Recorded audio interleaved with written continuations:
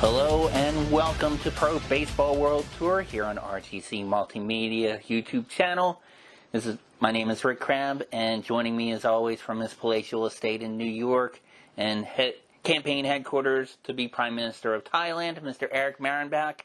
Eric, good to join with you again. How was your weekend, sir?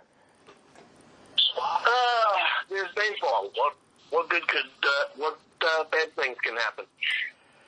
Well, certainly not to the teams that have advanced, that's for sure. I mean, we're down to the Elite Eight in the Major League Baseball COVID tournament. You know, have some interesting matchups about it. What's interesting is now we're in the divisional series for both the American League and National League, and they're all divisional matchups.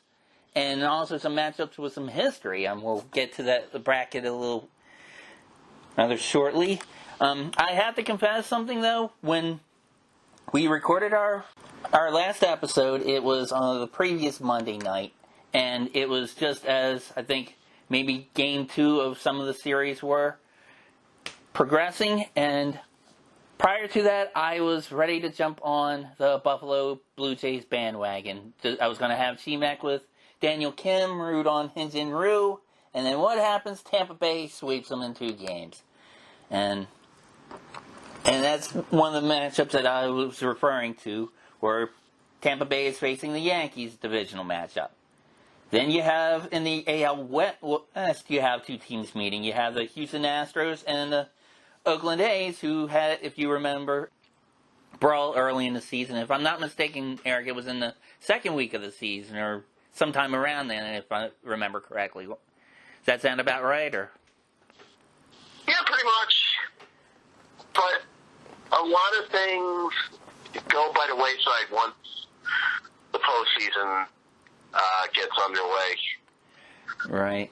Yeah, I mean, and these series actually, I mean, they do have some meaning, you know, so, I mean, there's more at stake, so I would imagine, plus I figure the umpires, too, would be on the lookout to see if they're going to get into another hockey fight, but I kind of doubt that'll happen, and I think it would be stupid for them to do that, quite frankly, but there's much more at stake in a postseason battle. I mean, obviously, there's 5 games involved instead of, a quickie 1 and out or even 3 and out. But let all that stuff go by the wayside, and maybe there'll be some carryover in 21 once that season gets underway, but we'll see what happens. Yeah, we'll see what happens, and they are in the same division, so yeah, it's very possible it could carry over into next season and seasons to come.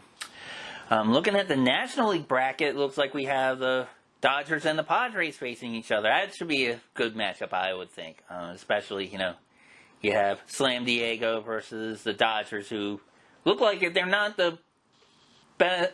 They're at least the best team in the National League, if not probably in baseball. I mean, the way they're rolling. Although Tampa Bay's actually had a good season themselves, so I don't know. I think it would be, it might be an interesting series between them two, but we're a little bit ahead of ourselves because we also have a matchup between the Corona Fish and the Atlanta Braves, which I think also would be a very entertaining series. Probably these are 4 decent matchups, I would say, and the Yankees seems like they are getting healthy and getting back to form, and they could be looking for some payback for a few losses that they've had at the expense of the Rays. So it wouldn't surprise me if the Yankees advance too. I mean, something about that brand, their tradition, you can never count them out for anything, Eric, as you well know.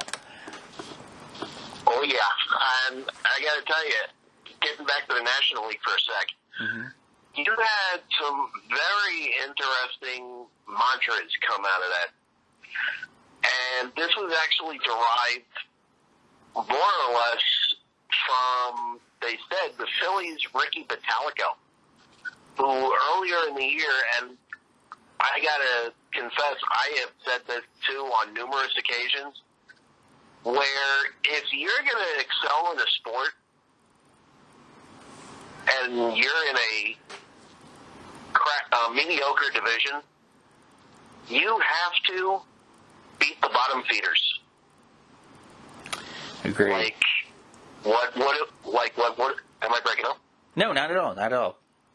Oh, okay. No, I thought that's what you said. No, I just said Anyway. agreed with you, but I didn't mean to interrupt. I'm sorry. Continue. No, that's all right. I thought I was breaking up. You have to beat the bottom feeders, which was what came out of Ricky Vitalico's mouth, and I've actually echoed that sentiment on numerous occasions. What came out of that series?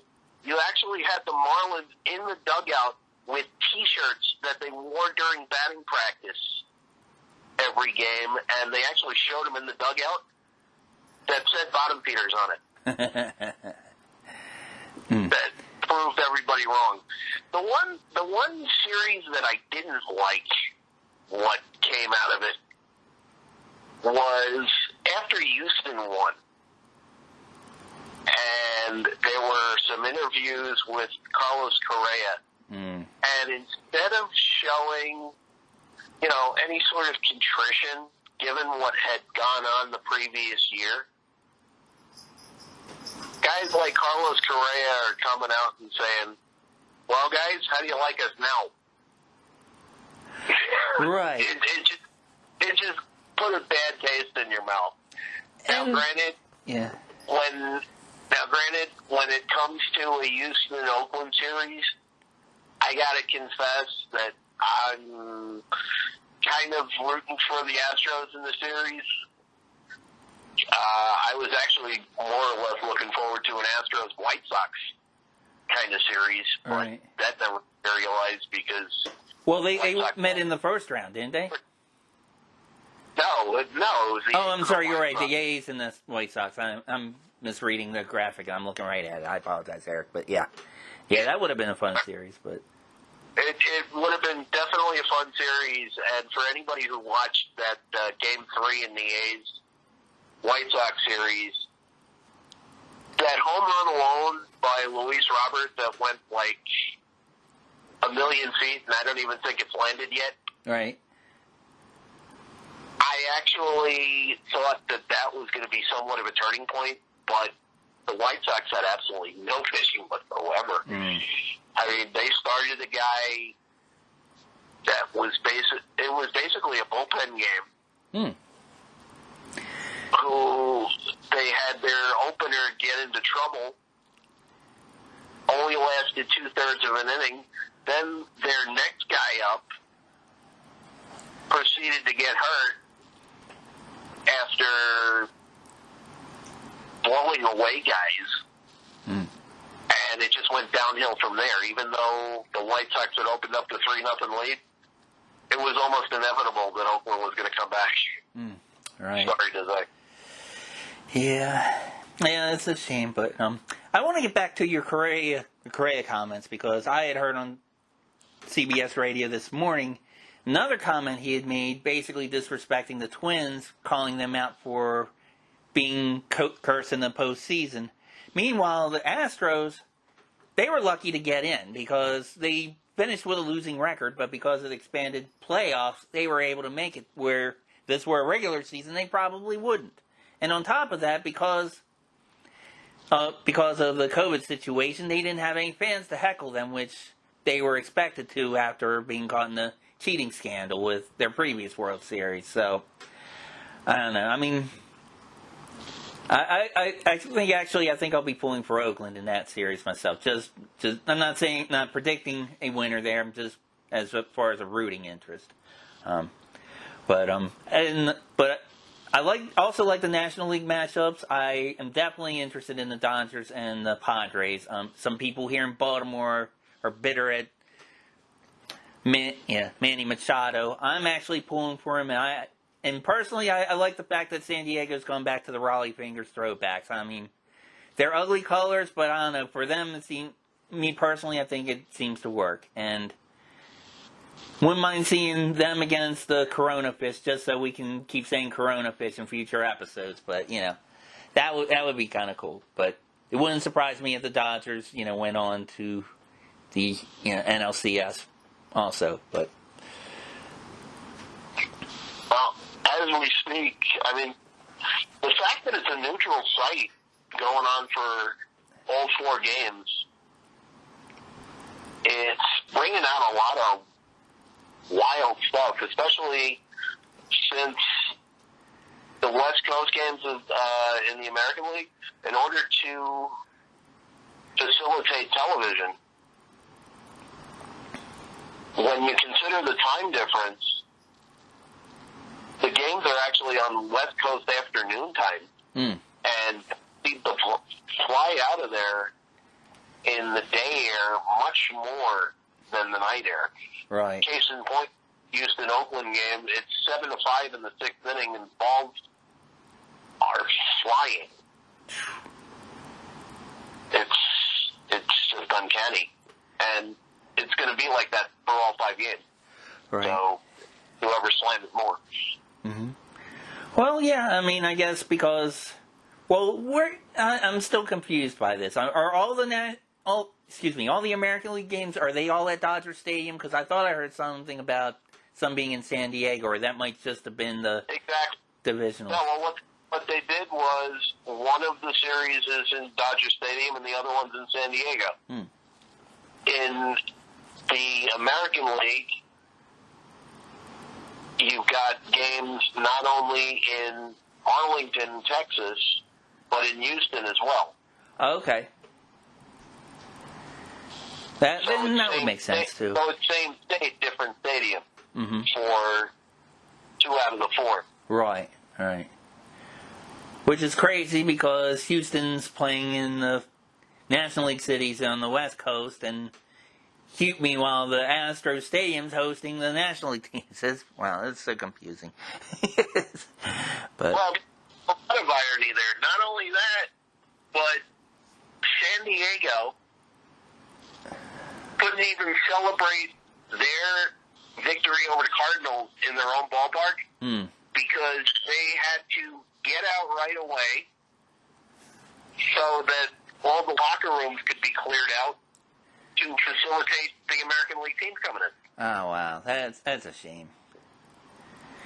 And I thought you were also going to say, too, because of COVID also, which is probably another reason, it's all the prep, I guess, for them. But one thing I saw that was interesting, I was watching Major League Baseball Network this morning before I went to work. They actually had a commercial for Lysol where they were basically saying they were partnering with Major League Baseball to prep all the stadiums. That's fine and good. Except, when was the last time you or anyone, or a lot of people, have gone to the store and been able to buy Lysol? I've tried to buy Lysol for like 2 months, Eric, and I haven't been able to get one single can. Yet, they're going on TV basically saying they're wiping down Texas Stadium or whatever. I mean, it's like, I don't know. I might write to your Yankees and be like, hey, man, stop hoarding all the Lysol, send some our way. But I'm just kidding. But well, when the pandemic first started, no joke, the funniest thing in the world was having a shortage of toilet paper and Lysol. Right. I mean, Lysol I can understand because you're disinfecting everything. Sure. But toilet paper? Come on now. I don't know why that's the case, and I don't know if this happens in your area, Eric. You live fairly close to where I live, but for some reason, the Baltimore-Washington area, whenever there's a snowstorm, people always hoard that. It's bread, milk, and toilet paper, and then sometimes coffee and, like, junk food like Tasty Cakes or something. But for some reason, people just go nuts and just clean off the shelves when there's an announcement of maybe 2 flakes of snow falling in Baltimore. I don't know why that is. It's just... But, I mean, there's so many questions you can ask. Some of them are pretty graphic in nature. I'm not going to go down that route, but, basically, to say it more professionally, what do you need all that toilet paper for? Really? Well, that's what everybody was saying. It's like, we haven't run out of food or anything, and not for nothing, but toilet paper, although it's fiber, I don't think it's that substantial. No, true. I mean, it got to the point where I remember during the pandemic, there were some people saying, well, if you can't get toilet paper, get, like, dryer sheets. And I'm like, oh, my God. It's 2020. I mean, it's like hundreds of years ago, people thought we'd have, like, flying cars. We'd be like the Jetsons. today it's like, okay, we can't even buy toilet paper. Come on, what's going on here?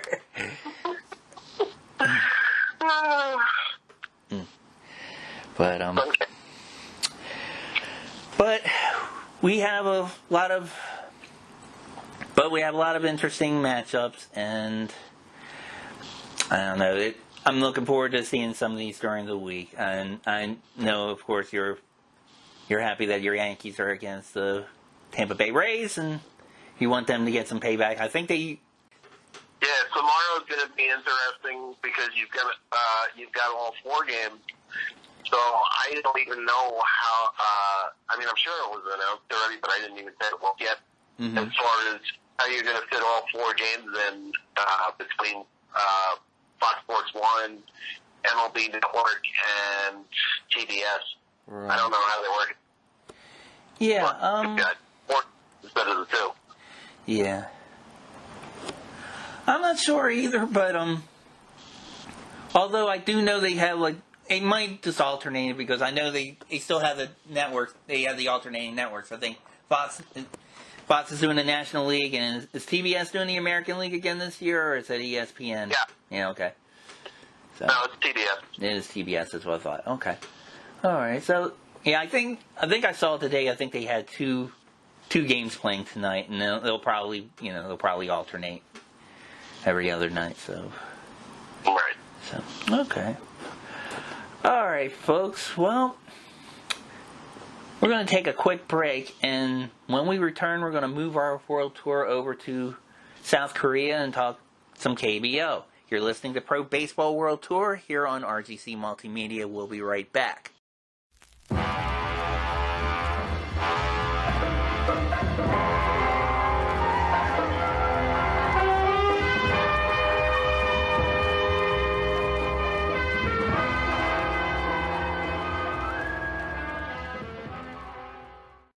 All right, folks, welcome back to Pro Baseball World Tour here on RGC Multimedia. Rick Crabb and Eric Marin back. And as promised, we are moving our World Tour over to South Korea and the KBO. Eric, still a hot pennant race in that league.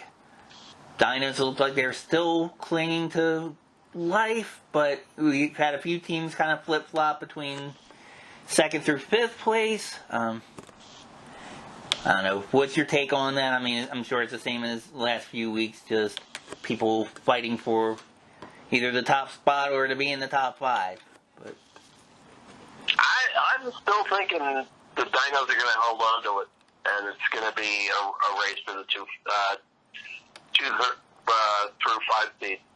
Right, because I'm impressed how they've been able to hang on, because you've had other teams under them getting these really hot streaks, like KT Wiz is really hot right now. Kiwoom had been hot for a while. LG Twins have hot spells, and then they cool off a little bit. And Doosan and Kia have been fighting a little bit for the final spot, and they still are. And I'm wondering if what happened to Kia's pitcher last week, if that's going to help or hurt the Tigers. He was their ace, and it did hurt them as far as baseball-wise, but like I also said, maybe it could be a rallying point for Kia as well. So, which I'm actually kind of hoping it is. Yeah, I kind of am too, and I'm sure, especially since you got to meet them in person, and again, thank you for bringing the spring training program from there for that.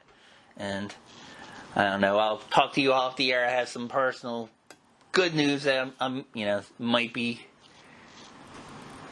able to take some trips, granted, after COVID releases, but, might be able to do it a little sooner than I thought. But I'll get with you on that off of the air. So let's go to the standings to the KBO. We have the aforementioned NC Dinos. They are still in first place at 76-43-4. The KT Wiz at 70-53-1. The Kiwoom Heroes at 72-57-1.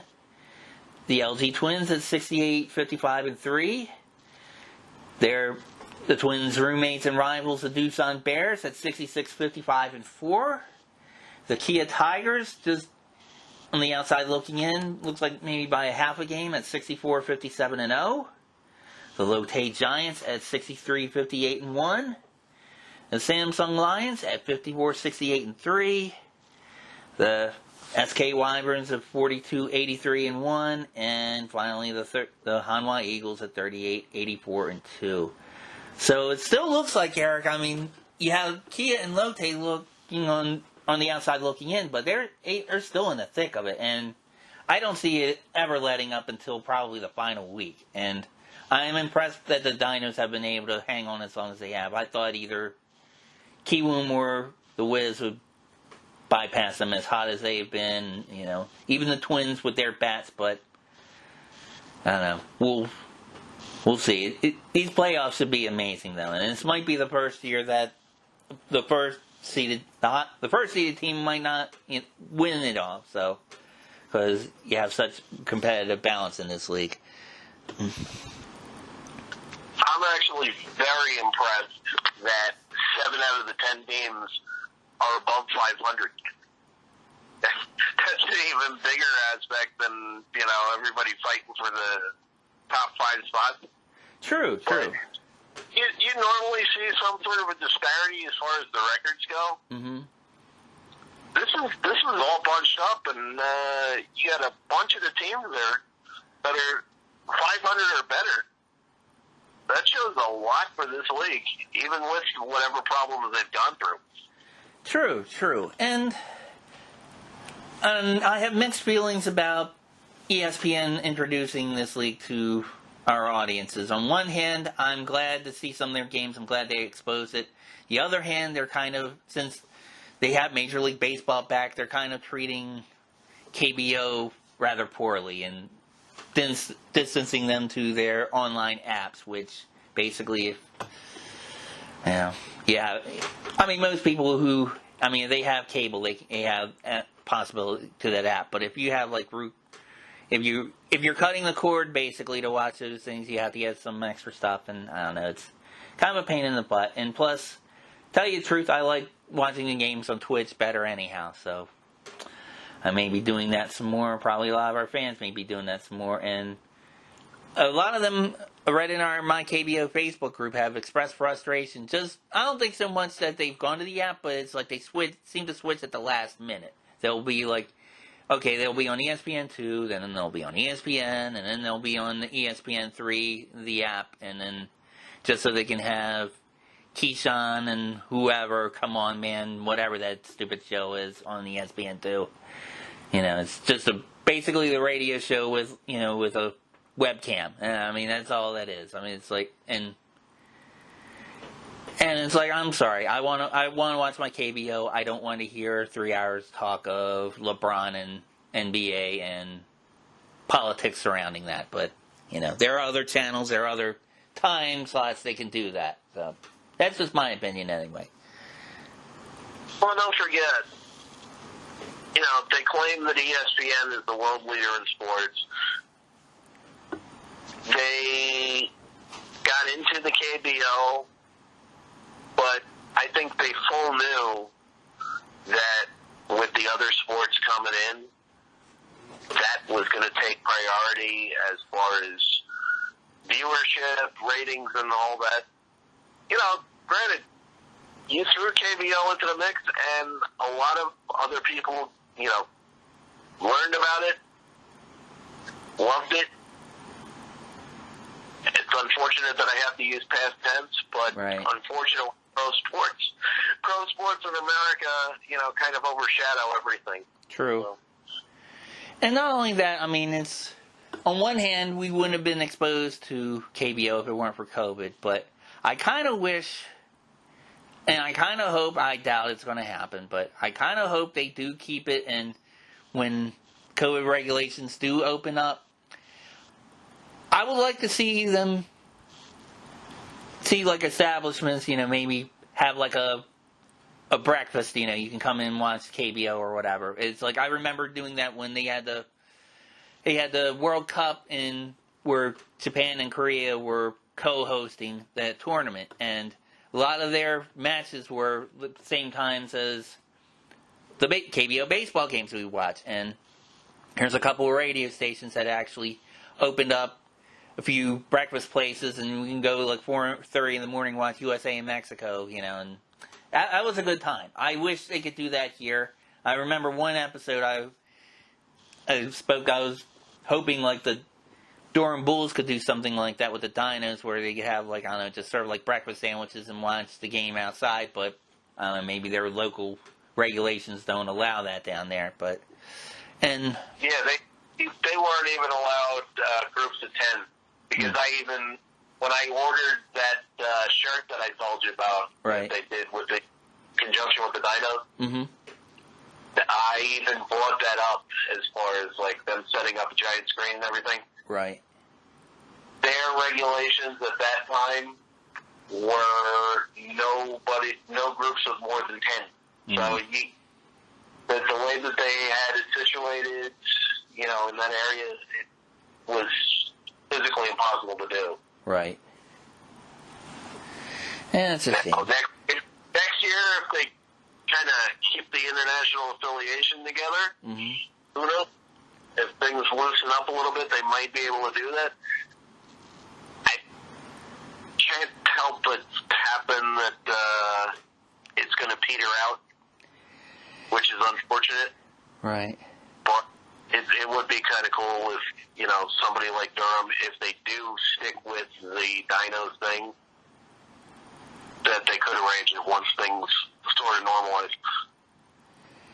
Yeah, and as you mentioned before, with other sports in this country taking precedence, I mean, North Carolina now, it's like you have football, NFL, and college starting up. And then North Carolina, though, I mean, is primarily basketball country. And once college basketball starts up, I mean, it's like, basically, it's like forget everything else once that happens. But, yeah, I would like to see them keep that affiliation, too, and, it felt good for them because, I mean, it was like, I don't know, North Carolina didn't have a Major League Baseball team, so it was kind of like they happened to accidentally find a team that had NC as the sponsor of that.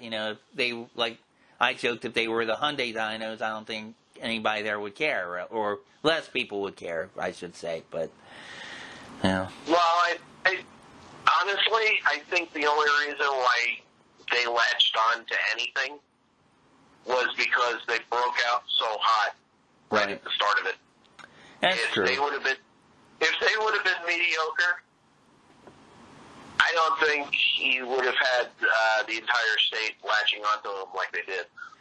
True, yeah. There was definitely a bandwagon factor with them, and I think some of the early ESPN KBO broadcasts kind of acknowledged that too, but yeah. That's a shame, and then I think a lot of other people who followed them, they just, I don't know, kind of like me, they just saw players for their former teams play over there or whatnot, and just for other reasons, they like the names of the uniforms, or who knows. But I think that I said cheerleaders help too, as far as, immensely. And, which, I don't know, it's kind of disappointed me with the NFL choosing not to do that, especially when I watched a college football game with the Florida Gators, and they not only had fans, but they had cheerleaders in attendance, and they looked like KBO cheerleaders. They had the masks on and the short skirts, so I was like, good for them. I might be watching more college football. But, the only reason why I watch. Yeah. Well, yeah, okay. I mean, it's definitely a good reason. But hey.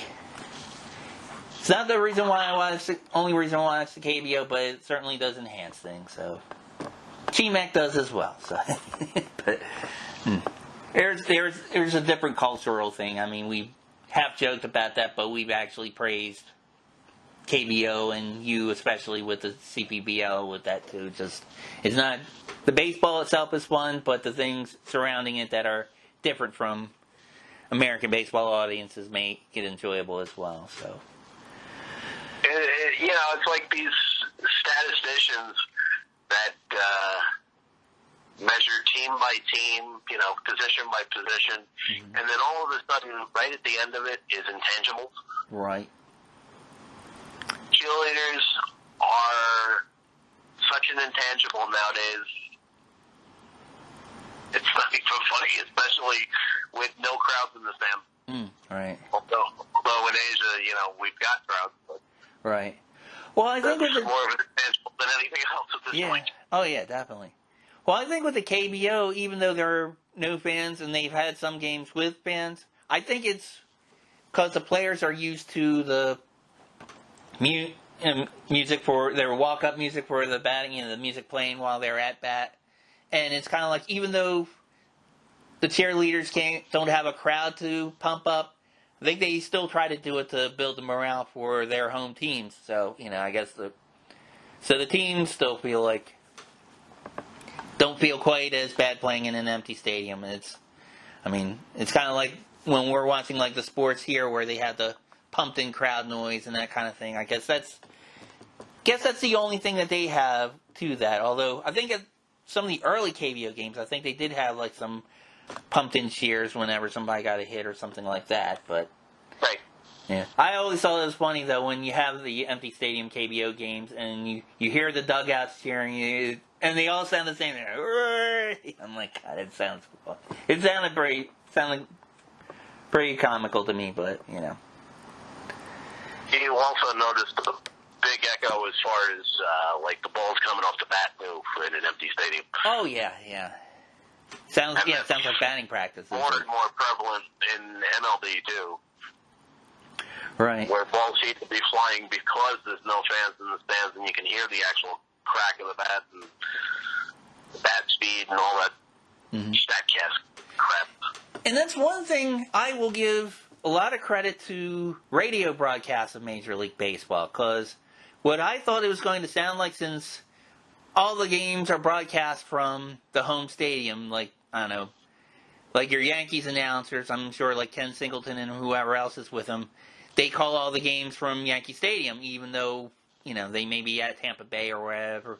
I think all the teams do that. Baltimore, they've been doing that too. And what I've been pleasantly surprised at is they still have the sounds actually from the game, the actual at-bats and stuff. I thought it would be more kind of like, if you remember the movie Bull Durham, where they had the baseball announcer, he didn't actually travel with the team, but he would he'd get like a telegraph or a telephone call, and people would be giving him play-by-play, and he'd have like a bat-cracking sound effect, and he says, "All right, and Crash Davis hits it to left field." The Bulls look like they're on a tear, and all this other stuff. He's acting like he's at the game, but he's really just in an empty press box in Durham while the Durham Bulls are playing playing Hagerstown or somebody. But it's like,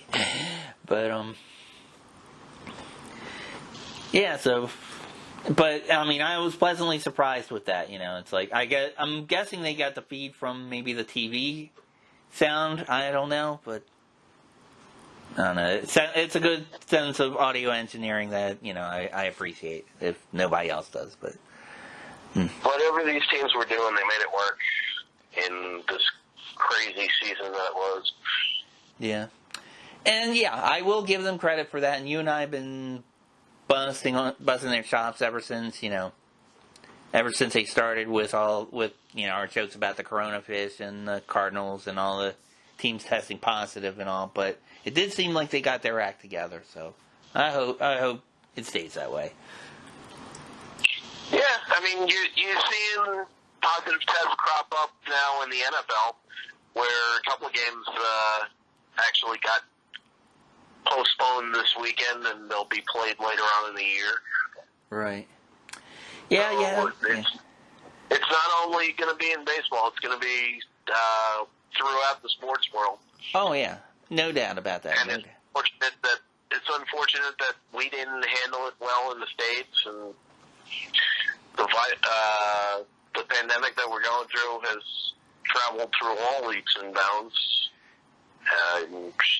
Don't want to get into it, but right. It's not safe from anybody at this point. And you know where I'm going with this. So. Yes, I do.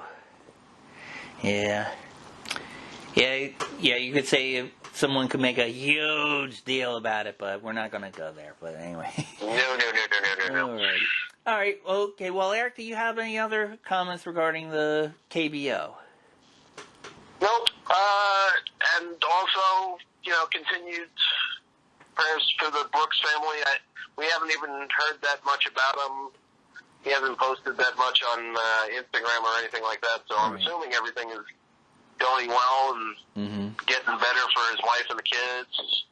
Let's just hope it stays that way. Yeah, I hope so too. The last thing I did see was Aaron thanking the fans and his teammates and opponents in the KBO, for all the positive well wishes and everything else regarding that. So, like you, I hope for the best for his family, and hopefully everything's going well with them.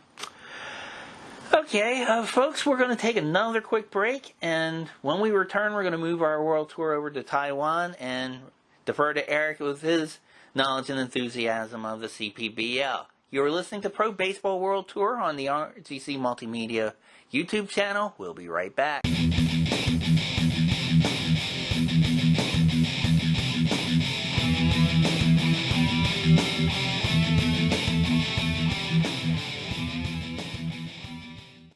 All right, folks, welcome back to Pro Baseball World Tour. Rick Crabb, Eric Marin back.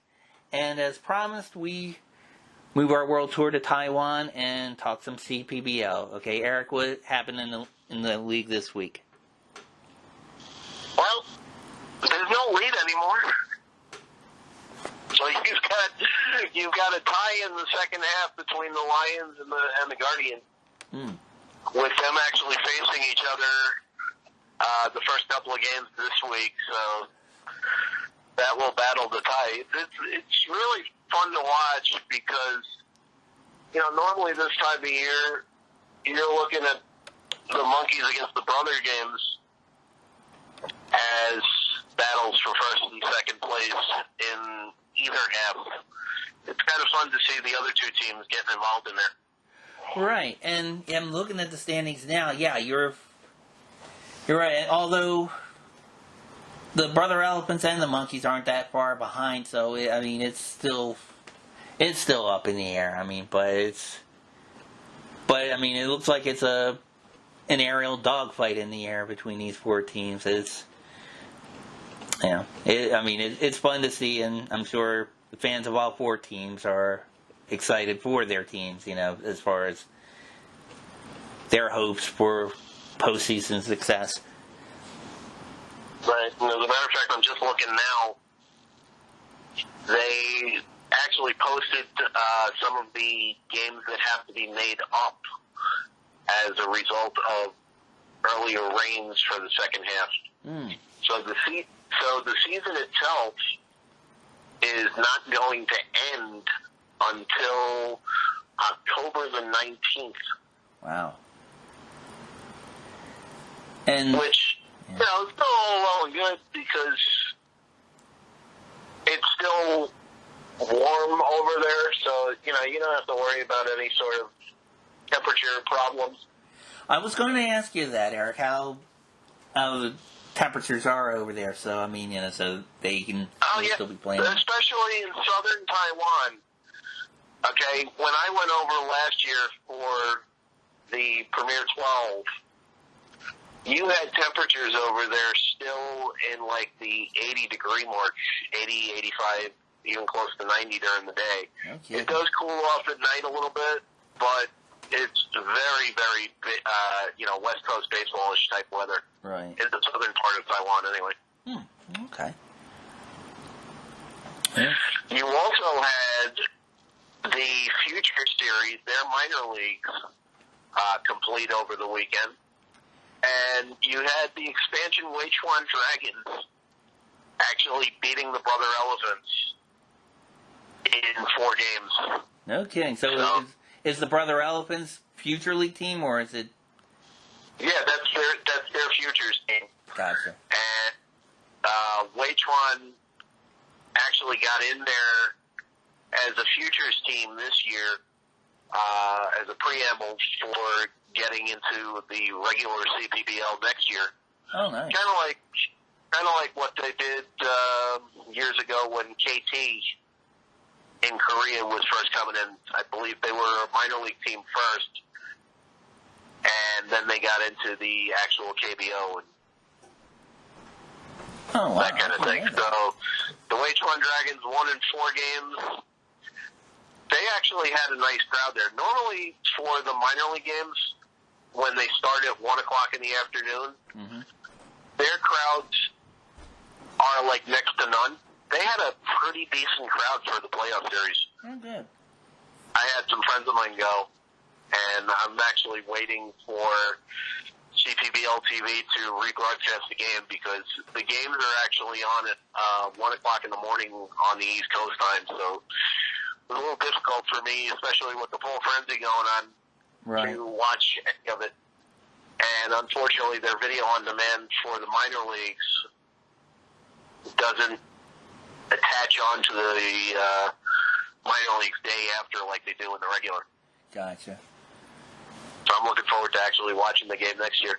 The good thing about the Dragons next year, coming into the league, their first 2 picks from this year's draft are former MLB guys. Oh, okay. Where you had Wei Chung Wong, that was a former Pirate and Brewer, as your number 1 pick, so he's going to be your ace of the staff. And their second pick was a guy who never really latched on with the Pirates, but the guy is big and he throws hard, a guy named Jen Lane Liao. Okay. Who I became friends with. This guy is slim as anything, but he's 6'8". Oh, jeez. So it's a monster. And he throws mid to high 90s, so I'm looking forward to that, and hopefully they keep their coaching staff in there. Yeah, that sounds interesting. Yeah, he sounds like he'd be a fun player to watch for sure, and makes you wonder. So if they keep their hitters to there and draft well, and with their top 2 pitchers, who knows? The interesting thing though is it becomes a 5-team league next year. So every day there's going to be 1 team off, unless they all of a sudden put a 6th team in there, international somewhat or something. I don't know about you, but having leagues with an odd amount of teams just doesn't sound right to me. Even in independent ball, right? When you odd number of teams in the Atlantic League, you actually had as your 8th team to fill out and make it even. They were an all-traveling team called the Road Warriors. Oh, geez. It was more or less. I don't know if you ever saw the movie from way back, either in the 70s or 80s, called the Bingo Long Traveling All-Stars and Motor Kings with Billy D. Williams. Yes. That was a long time ago. It was more or less of a barnstorming type thing, and that's what these guys did. They had no home locker rooms. They were basically traveling from stadium to stadium with road jerseys. And I used to joke around that I wanted a Road Warriors home jersey. Because every day, they, no matter what stadium they were in, they were all in the rough grays.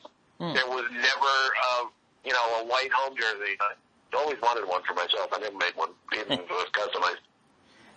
There's probably somewhere that'll make them. I've seen jerseys made for a lot of either defunct teams or Negro League teams. I even saw one company that made them for like the Bad News Bears. You can get, and I actually saw a Halloween online store this year. They sell some for the women's baseball from League of Their Own. Like I think they were like the. It was a team. I forget they were called the Peaches. It was the team that Gina Davis played for and Rosie O'Donnell and all them. But I'm sorry. Rockford Peaches. That's who they were. Yeah, I actually saw you can buy their uniform. So, I mean, it looks just like the movie. So, it's like, so folks, if you have that lady in your life that also appreciates baseball as much as we do, you can pick something up for them. And I don't know, you could probably have some fun and some extra innings later on. But anyway, but I would get a Rockford shirt too, but I don't look good in the skirt. Right.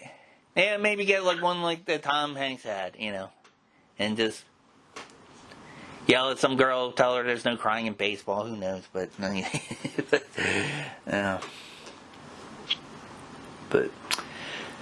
so anyway, let's proceed to the standings of the of the CPBL rather. We have the Fubon Guardians, who now lead at 26-23-1. 26-23-0. The Uni Lions at 26-23-1. The China Trust Brother Elephants at 23-25-1. And the Rakuten Monkeys at 23-27. So, still a close race between those four teams, and they're still battling it out. And hopefully, the rain will be kept to a minimum. The Alfred Hitchcock bird out will be held to a minimum as well. Anything else crazy that could happen to our friends in Taiwan, hope that we can hold them off too. So, all right, Eric. Do you have anything else you want to comment about the CPBL? One other thing that I did not get a chance to bring up last week, and I don't know if this goes for any of the other Asia leagues. Mm-hmm. The rule in MLB where if a player has a certain amount of service time and incorporated that with a certain amount of service time with your own team, you get to veto your own trade. Right. Mm-hmm. Kind of like the 10-5 rule. Right. Taiwan apparently, and I don't know if this is the case with the NPB or KBL, they have a clause in their league where if a foreign player is with your organization for 8 or more years, you can actually import another player and expand your foreign allotment to 4 over 3. Oh, no kidding. And that's actually the case with Mike Lurie, as he had enough service time to eclipse 9 straight years in the CPBL. So I don't know if they actually brought up a 4th foreign player from their minor leagues, or if they actually had one working in the rings, but they're actually allowed to carry 4 foreign players on their roster rather than the 3. So it's almost like a grandfather clause or kind of a loophole. Wow, that's interesting. Yeah, pretty much. And it's ironic because it's the only time that this has ever happened. I don't know if it's happened in the KBO or NPB, but Mike obviously find something in the league or the food or whatever where he's lasted 9 straight years in Fubon, combined with the Ida Rhinos and the Rakuten Monkeys, where he's got 9 years of service time in Taiwan. So, kind of a cool thing. Yeah, it is a cool thing. So, all right, folks, we're going to take another quick break, and when we return, we're going to move our tour to Japan and talk some NPB. You're listening to Pro Baseball World Tour here on RGC Multimedia YouTube channel. We'll be right back.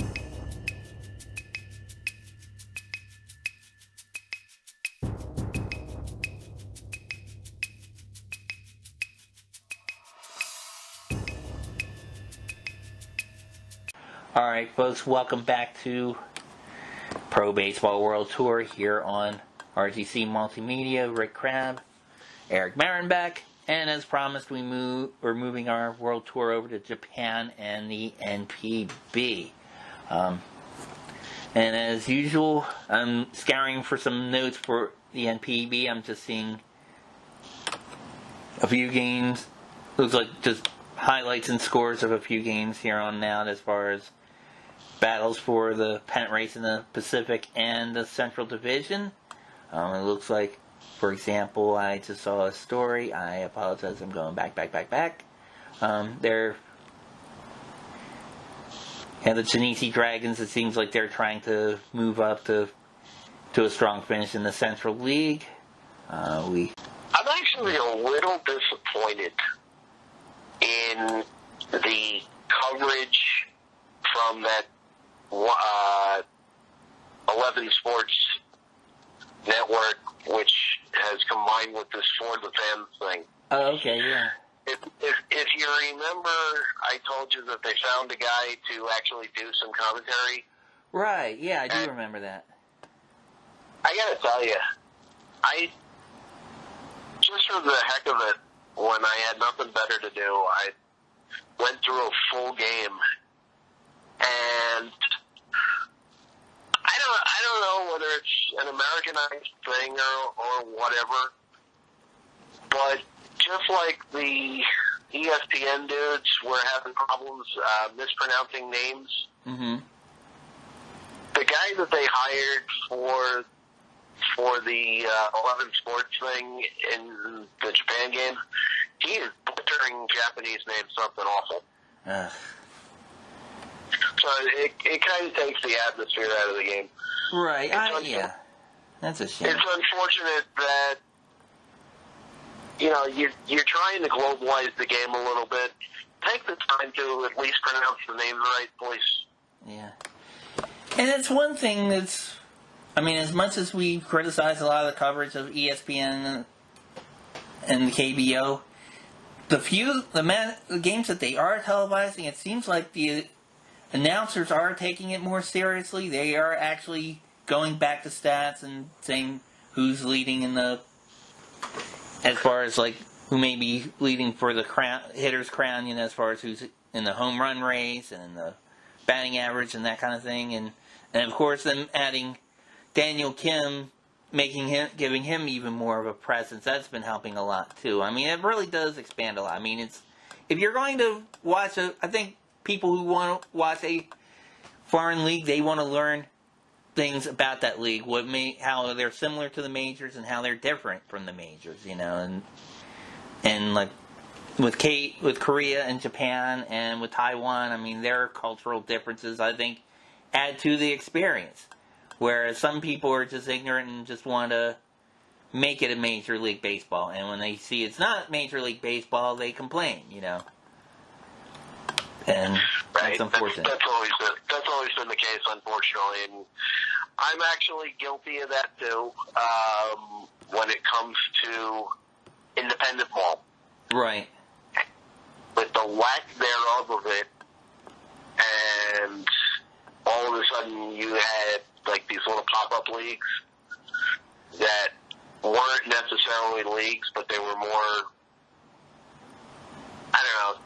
scrimmages kind of thing. Right. Yeah, like intra-squad scrimmages, kind of like split squad scrimmages kind of thing. Yeah. Right. And or players of what even people would recognize as true independent ball. Mm-hmm. You didn't have that in most of the leagues and or most of the little pop-up things that developed. So it took away a lot. Yeah, I agree. And they were trying to, charge higher prices because of the lack of funds coming into the stadium.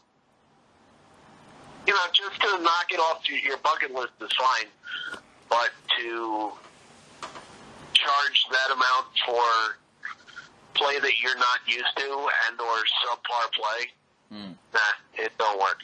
Yeah. And, well, in a little bit I'm going to go to the standings of Japan, but hold that thought, there is something specifically about that I want to ask you about. It pertains to the minor leagues here. Let me get to the NPB standings real quick for our fans who follow the great Japanese version of the game. We will start with the Central Division. There you go. Alright, we'll start with the Central Division in the NPB. The Yomiuri Giants at 57-29-4, followed by the Hanshin Tigers at 45-42-4, the Yokohama Bay Stars at 43-45-5, the Junichi Dragons at 42-45-5, the Hiroshima Carp at 36-46-8, and the Yakut Swallows at 34, 50, and 6. Moving on to the Pacific Division, we have the Fukuoka SoftBank Hawks at 52, 36, and 4. The Chiba Lotte Marines at 51, 39, and 2. The Rakuten Golden Eagles at 45, 44, and 3. The Saibu Lions at 42, 46, and 1. The Nippon Ham Fighters at 41, 48, and 3. And the Oryx Buffaloes at 34, 52, and 5. And those are our standings in the NPB. All right, Eric, one story I wanted to ask you about. I meant to ask it during our North America segment, but you mentioned about the independent leagues having scrimmages or trying to break their teams up and have kind of like faux leagues for this season, that kind of thing. There's a news story going out where Major League Baseball is trying to start new partnerships with these smaller independent leagues and almost seem to phase out the minor league affiliates.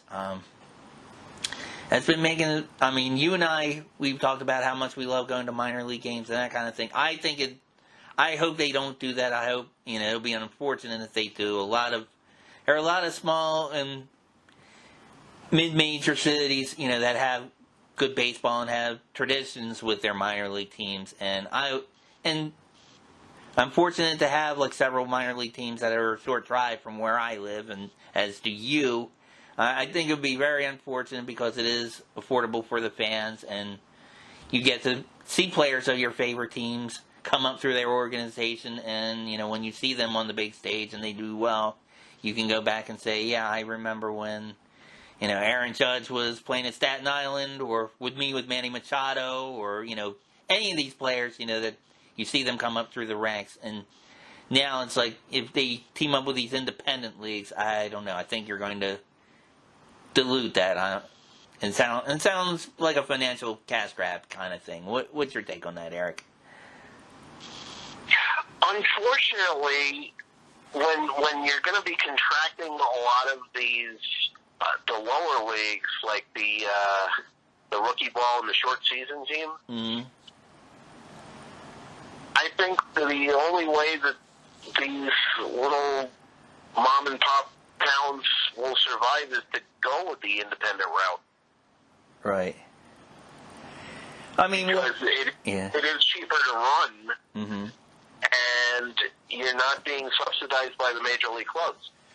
Right, but I mean, it's okay if they're able to get one of these independent teams as a tenant, but I mean, there are some stadiums, like, for example, I mean, you and I are both familiar with the New York Penn League. I mean, Aberdeen and Brooklyn built beautiful new stadiums for them. I mean, and it's like, if they dissolve those leagues, I mean, if they're fortunate enough to get an independent team like a Newark Bears or somebody to move in, okay, but if they're not, it's a lot less teams to choose from, You're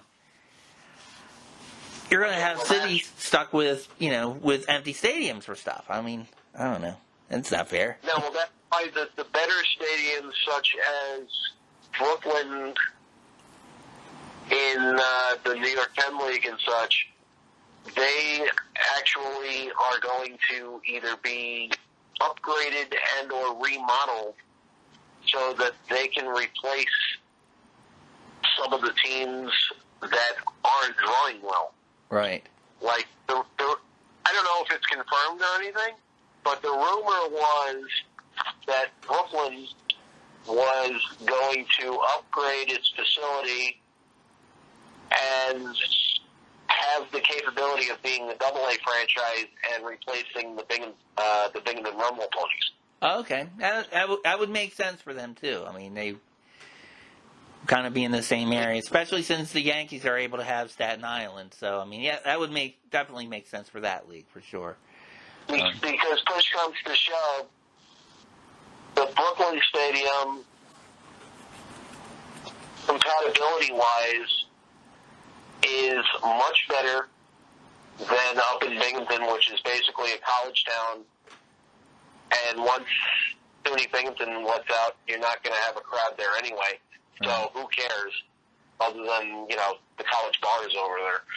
Right, and I'm sure in public transportation is good for there, I'm sure. And it's on Coney Island. I mean, I mean, it's a good time anyway. I mean, you got the beach, you got the Nathan's hot dogs, and then you got the Cyclones. So I mean, if you can't have fun, you either don't like baseball, or you don't like food, or you don't like beaches. And I don't know. I don't want to know you if you don't like any of those things, quite frankly. But that's just me. Yeah, but so you're gonna have your lower teams in the other short season become independent league because of the fact that their stadiums are in compatibility and can't move up right to double A level. Whether it's geography reasons, whether it's schematics of the stadium, what have you. Mm-hmm.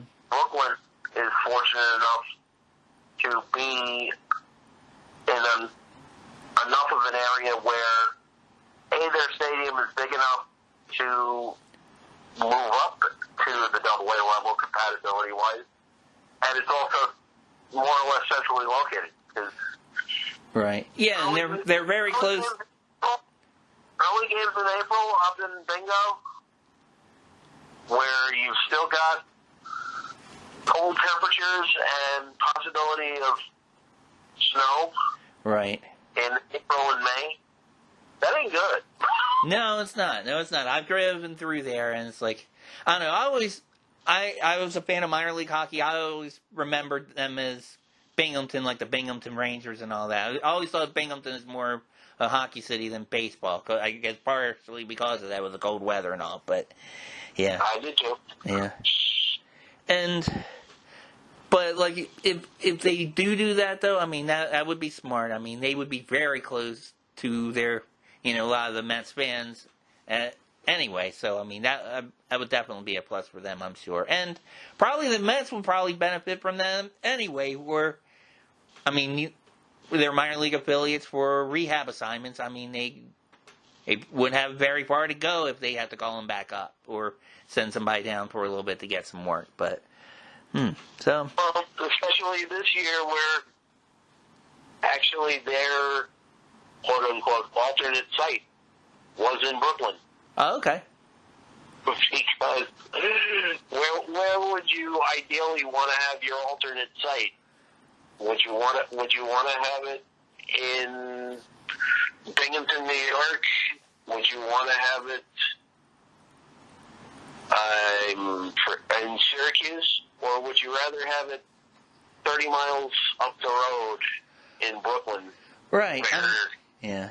If you needed to call somebody up right away, they could just take a cab. True. I mean, the only reason I would see them wanting to do Binghamton or Syracuse if those stadiums had such great facilities that were much better than in Brooklyn, but we know that's not the case. So, that's... No. So, and they were talking, I mean, the Orioles, they did the same thing. Their double-A affiliates in Bowie, which is maybe 20, 30 miles away.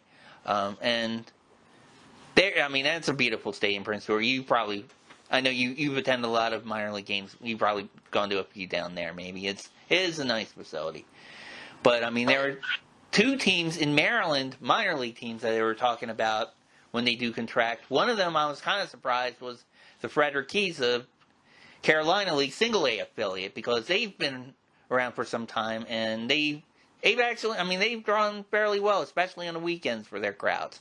And their stadium, I mean, it's probably the second oldest as far as minor league stadiums in Maryland, but still it's fairly modern. And they've kept it up, but maybe, I don't know, it's like anything else. Owners of sports teams want a shiny new toy, and sometimes that toy loses its shine, I guess. I don't know. And another one is the Nationals affiliate, the Hagerstown Suns. Their stadium is called Municipal Stadium, and I think that stadium's dated back to the 30s, if I'm not mistaken. It's fairly old, and it's antiquated. They've had a couple Oriole affiliates that have moved out of there because of that, and then other teams have tried to fill the gap. I think the Giants were there for a little bit. Toronto was there. They made such a big deal with Toronto about them selling Labatt Spear over there, and a lot of Oriole fans were kind of pissed that the Orioles left, and the Blue Jays, who were rivals with them, and I think it was during the era of Cito Gaston, and people were kind of like mad that Toronto had a team in Maryland. Some people were even saying it was like a foreign invasion. And I was like, come on, man, it's just another baseball team. Give me a break. you can cheer for the Oriole team when they come in there. You know what I mean? So, whatever. Some people are just fickle when it comes to their sports. Yeah. First of all, fairly old when you refer to that Hagerstown Stadium. Mm-hmm. That's I mean, the place was a dump. Yeah. I even remember being there last year, and the only reason why I went was because they were playing the Charleston River Dogs. It was the Yankee affiliate. Gotcha. And it was pretty much like watching an independent game where I don't even think you had 100 people in the stands. Yeah. I don't know. Yeah. The thing is, I've never actually gone to a game there. A friend of mine went. He said the only thing he liked about it was behind home plate they had this really nice barbecue section. It's like you're at the stadium, you can smell whatever they were cooking on the grills or whatever. But other than that, yeah. Don't get me wrong. The amenities are fine. It was just such a dump. Right. Yeah, it's definitely an antiquated stadium for sure. But I had heard that because of that might be one of the cities in Maryland that maybe contracted, during these developments. But right, or maybe turned independent. Who knows? Yeah. Although I have been to one stadium that holds an independent team, in Waldorf, Maryland, that holds the Southern Maryland Blue Crabs. That is actually a really nice stadium. It's beautiful, but it's so far out of the way.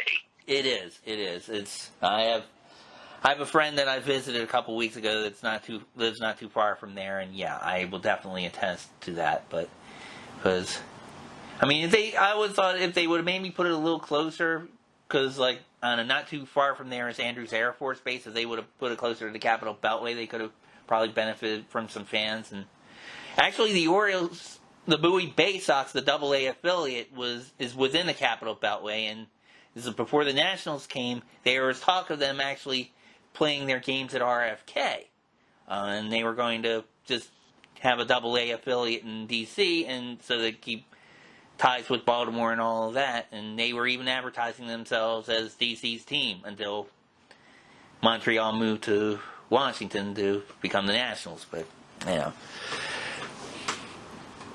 nice little cluster over there, but once I decided to go for a Southern Maryland Blue Crabs game, and I actually either thought I was never going to get there, or I was falling off the edge of the globe. Yeah, you get that. It's like when I went to that, I covered, they had, of all things, they had a soccer friendly there. They had a Premier League team, Crystal Palace. They actually played an affiliate of theirs that was housed in Maryland called Crystal Palace Baltimore, or Crystal Palace USA. They kept changing the names back and forth that time, but they actually drew a soccer pitch over the baseball diamond, and it's like they even actually put in extra sod over the infield dirt, which I kind of wish the Oakland Raiders would have done back in the day, or even the Orioles and the Colts back in the day. I felt sorry for the poor Colts. They had to trip over second base to run for a touchdown or whatever, but oh no. But I'm exaggerating. They obviously didn't have the bases, but they still had the infield dirt and it looked like shit. But yeah. But the Blue Crab Stadium, it was really nice. I actually wanted to go to a ball game because it looked like their left field, they actually had not quite a green monster, but they actually had a covered little area. It almost had a turn of the century type of, almost like a steampunk kind of vibe. They tried to harken back to an Abner Doubleday kind of thing going on with that. So they tried to give it like a lot of stadiums do. They are brand new stadiums. They try to be modern, but try to make the stadiums look like they've been around for, they were built the same year as Wrigley was. You know what I mean? So. Right. You gotta have your quirks wherever you go, whether it's crevices in the outfield or stuff like that. You got to do something to make each stadium unique. You can't just have a cookie cutter, every stadium. Yeah, couldn't agree more. Okay, well, I'm going to mention one more story. We've been talking about the Mexican leagues starting up in very soon. Fernando Valenzuela, he happened to somehow he's affiliated with a team called the Tigres de Quintana Roo, and he's consulting the league, talking about trying to move them from Cancun, and he wants to move them to Mexico City, which, Mexico City's, large population and all. I'm kind of surprised, but Cancun, I'm kind of surprised, but I'm not surprised, because I've been to Cancun. It's like a lot of other beach towns, where usually beach towns don't do well with sports because they're beach towns and there's so many other things to do, and it's like I don't think some people don't want to sit 100 degrees in a baseball game where they'd rather sit 100 degrees at a beach if they're near a beach. It's like the southern Florida folks, I'm sure some of them kind of feel that way. I don't know. Thought that was kind of interesting to see. Number one, I hadn't heard anything from Fernando Valenzuela in a while, and two, see he's involved with a team down there. So. Well, for years we actually had a timeshare in Cancun, and I had wanted to go even to look at the stadium, whether it was the Tigres of Quintana Roo, or at one time I think the Winter League team was called the Cancun Lobstermen. Oh, wow. And I'd always wanted to go there. You try asking a cab driver where that stadium was, and they look at you like you had three heads. You're right. So it wasn't popular there at all. So with this year being as crazy as it was, and they had no season, I had a feeling that, first of all, I didn't even know Valenzuela was part of the Tigers franchise, but there's no doubt that that team's got to move out of there and go centrally located. It would create an outstanding rivalry, actually, with the other team that's in Mexico City called the Diablos. Interesting. So that was more or less the purpose of going over there, to move the team towards Mexico City and create a rivalry. Right. And Mexico City's a huge population too, so they're one of the largest cities in the world, so that would make sense, I suppose. But yeah, it's kind of like back in the 50s when you had in New York, you had the Giants, the Dodgers, and the Yankees. You can put a bunch of teams in a city or a state and survive. I think it would actually pump some dollars in revenue into the thing. And in this day and age where you need dollars coming back in there, right, makes more sense. It would make a lot more sense. Okay. Alright, alright folks, well listen, I think we're going to wrap things up about this week's edition of Pro Baseball World Tour. Eric, do you have any news from the Cuban leagues or any other leagues you want to comment on, or? Not necessarily want to comment on Cuba, because it is what it is. Right. With the one YouTube channel that has one game per day, possibly two, the other one being in a delayed tape type of situation. But just to go back as far as major leagues, as you know, they will be selling tickets to the general public starting tomorrow for the National League Championship Series and the World Series in Arlington. It's going to be weird to go to because you have to fill up and I'm going to use air quotes, a pod of 4, because that's the only way that they can socially distance correctly. Okay. So if you're a single ticket, you have to buy 4 tickets no matter what. Oh, that's lame. It's unfortunate that you have to do it that way, but that's the only way that they can guarantee that social distancing is going to work. Right. And it's just so convenient that, they will be able to have an excuse to charge you for 4 times a single ticket. Yeah, that's Major League Baseball, boo. Sorry. No, the one thing that you got to say in response to that, though, if you look at the ticket prices that they're charging for the NLCS, the cheapest tickets up in the upper deck that they're selling are 45. Okay, so even if you are a single and you get stuck buying 4, yeah, you can make that money back on the secondary market because people are going to want to go just for the sake of going. Sure. Because it's a big event, and let's face it, you've been starving for sports all year. Mm-hmm. So it can be profitable. It just, I don't know, for me, I want to go. I'm very tempted to go, but it might not be feasible given not only throwing in the price of the tickets times 4, unless I can get people to go. Yeah. But you got to throw in hotels. Airfares are cheap, so that's neither here nor there. But the hotels down there, who knows? Right. Flights, but it's rental cars. Yeah, it's all kind of stuff. Yeah.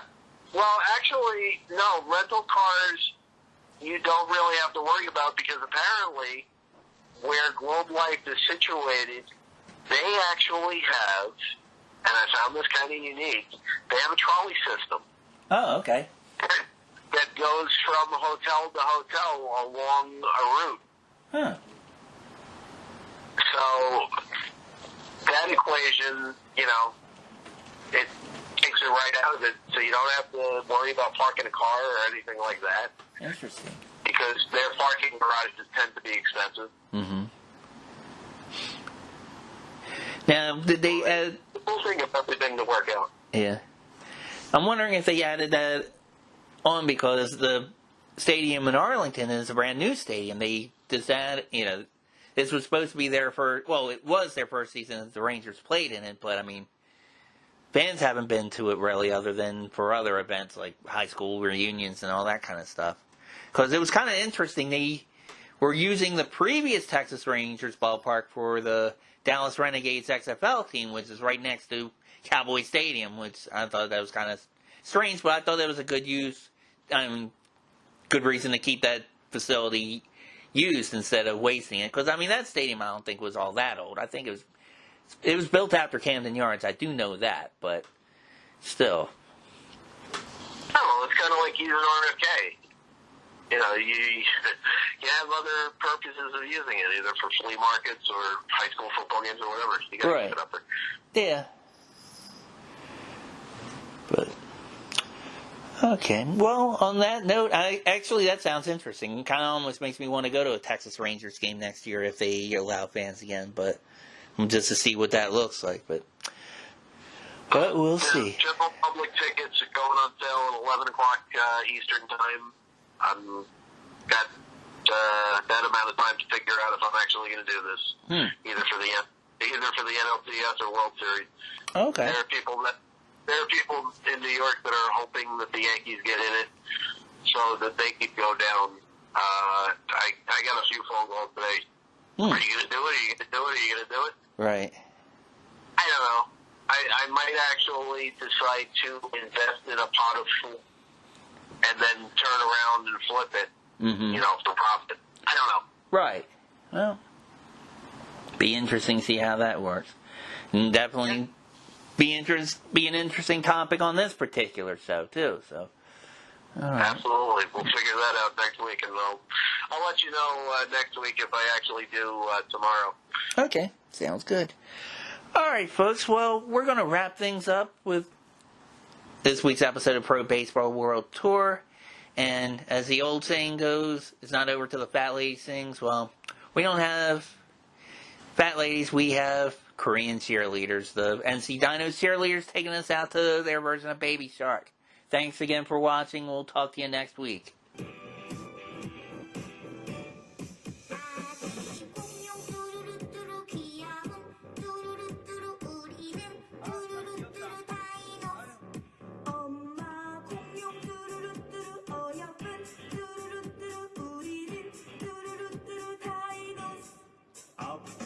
공룡 뚜루뚜루 힘이 센